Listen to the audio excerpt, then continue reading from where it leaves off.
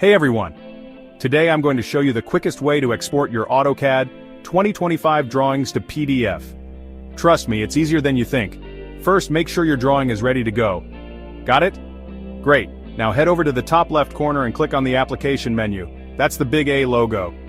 From there, navigate to Print and select Plot. You'll see a new window pop up.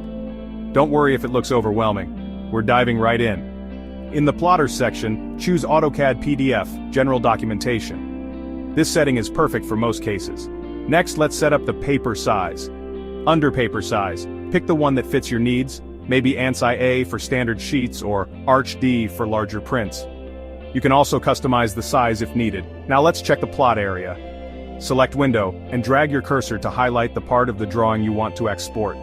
Double-check everything's in the frame. Final steps, in the plot style table, set it to monochrome if you want black and white, or leave it as is for color.